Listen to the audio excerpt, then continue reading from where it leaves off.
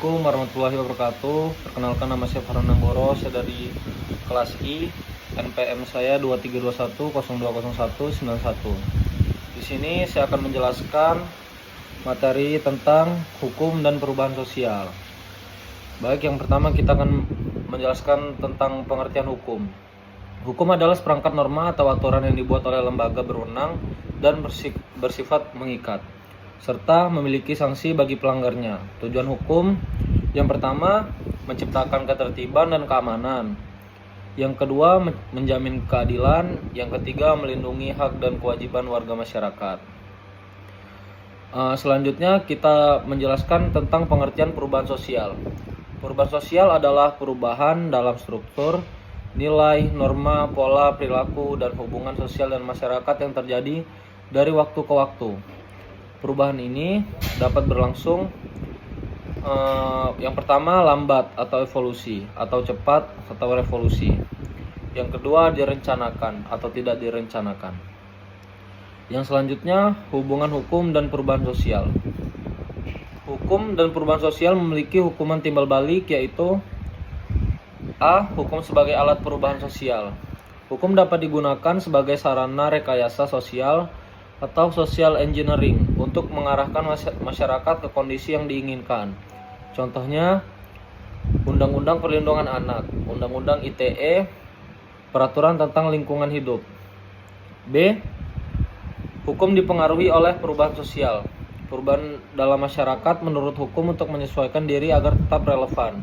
Contoh, pengaturan transaksi digital dan e-commerce, perlindungan data pribadi, pengakuan hak pekerja modern.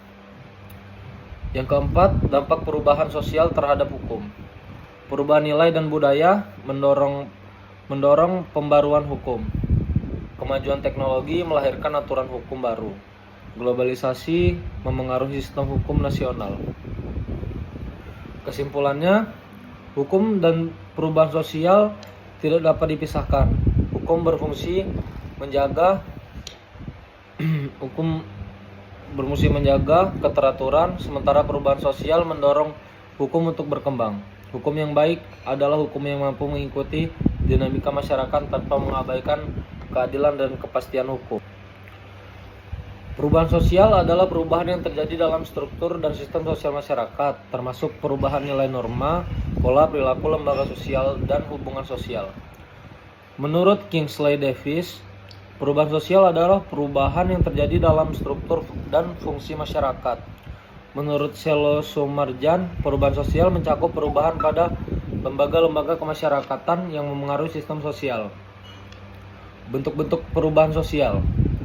Yang pertama, perubahan lambat atau evolusi. Contoh, perubahan pola hidup agraris ke industri. Perubahan cepat atau revolusi, contoh reformasi 1998 di Indonesia. Berdasarkan perencanaannya, perubahan direncanakan melalui kebijakan pemerintah. Perubahan tidak direncanakan akibat bencana alam, krisis ekonomi. Berdasarkan dampaknya, perubahan kecil tidak memengaruhi struktur sosial.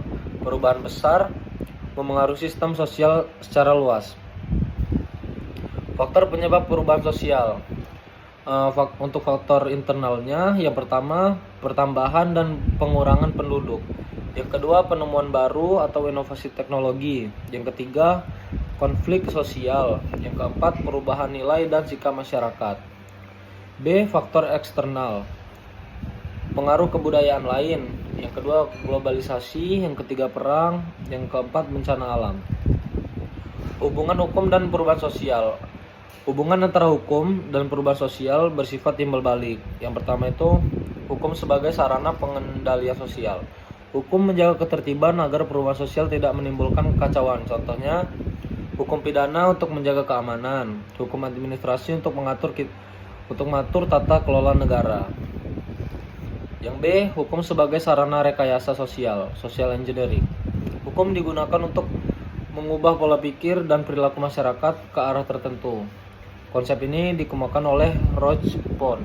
Contoh, undang-undang lalu lintas untuk membentuk budaya tertib, undang-undang lingkungan hidup untuk menjaga kelestarian alam, undang-undang perlindungan anak Hukum sebagai cermin perubahan sosial. Perubahan dalam masyarakat mendorong hukum untuk mendapat dan diperbarui. Jika hukum tidak mengikuti perkembangan masyarakat, akan terjadi yang pertama ketidakadilan, yang kedua lemahnya penegakan hukum, yang ketiga menurunnya kepercayaan publik. Jadi sekian dari saya. Wassalamualaikum warahmatullahi wabarakatuh.